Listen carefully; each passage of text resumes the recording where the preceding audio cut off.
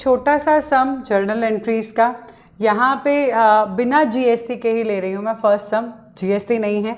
Next sum वाले में हम लेंगे जीएसटी भी और ट्रांजैक्शन भी थोड़ी ज़्यादा लेंगे तो आपको समझ में आएगा, बट पहले स्टार्ट करते हैं छोटे ट्रांजैक्शंस के साथ एक नॉर्मल सा सम, ठीक है। अब सी 2020 का ईयर है, अप्रैल 1, 2, 5, 10, 18, 4-5 ट्रांजैक्शंस है। पहले तो हम बना देंगे फॉर्मेट, जो हमें बिना फॉर्मेट के तो हम काम कर नहीं सकते। सो हियर डेट,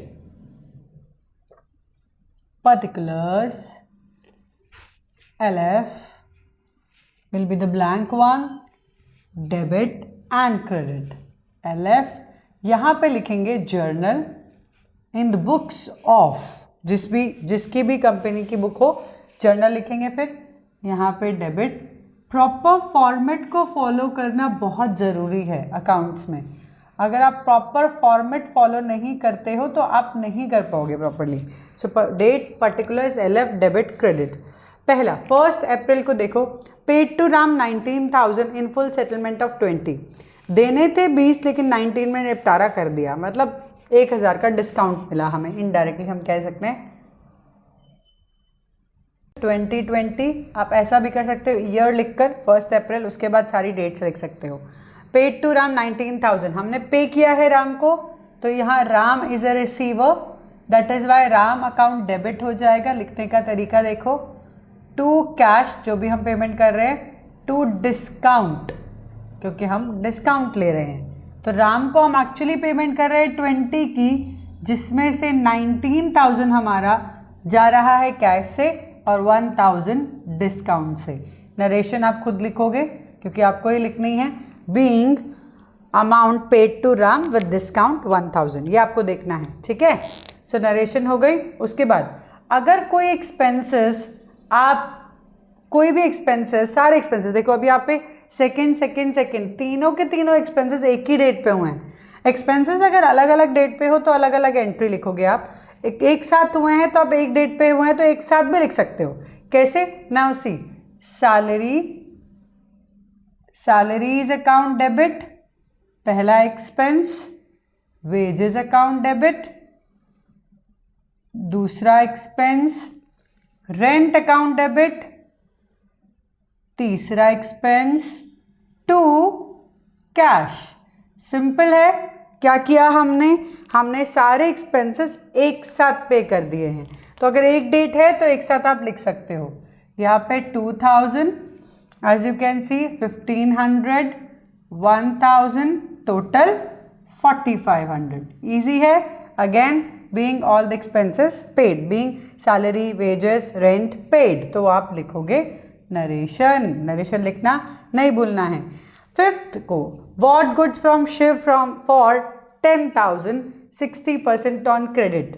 अब 10,000 का 60% क्रेडिट पे है, बाकी हमने पे किया है, तो यहाँ क्या लिखेंगे हम?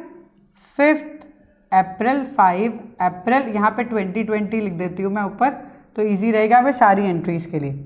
चलो 5 अप्रैल को ब्रॉट की है, बॉट मतलब परचेजेस, तो यहाँ आ जाएगा परचेजेस या purchase account debit to Shiv, जिनसे हमने पेमेंट अगर हमें देनी पड़ेगी जिन्हें, टू कैश, हमने जितना अमाउंट कैश में दिया है वो, again being purchase the amount, जो भी आपने जितने का भी परचेज किया है वो in cash and credit. So total amount था हमारे परचेजेस का 10, जिसमें से 60% क्रेडिट में है। इसका 60% मतलब 6,000 क्रेडिट में वो शिव के अकाउंट में जाएगा और 4,000 कैश में जो कैश में जाएगा। सिंपल एज दैट, इजी है, मुश्किल नहीं है, हाँ पता ही है।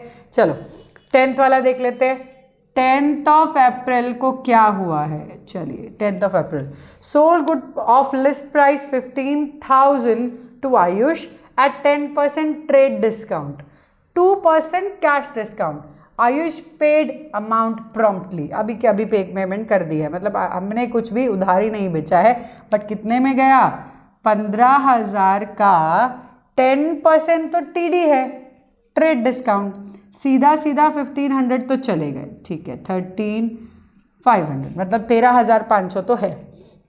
इसने बोला कि 2% इंस्टेंट डिस्काउंट दिया है, इंटू 2%, अगर मैं 2% निकालूँ तो कितना होगा, 135 is 1%, 135 plus 135 that is 270 rupees is our discount. तो 13,500 में से 270 और कम मिले हमें, क्योंकि प्रॉम्प्टली उसने तो पेमेंट कर दी है ना। तो हमारा अमाउंट कितना है, 13,230। अब हम एंट्री लिखेंगे, एंट्री में क्या करेंगे, हमारे पास पैसा पूरा आ चुका है तो आयुष का तो नाम आएगा ही नहीं, सिंपल है, कैश आएगा, कैश अकाउंट डेबिट।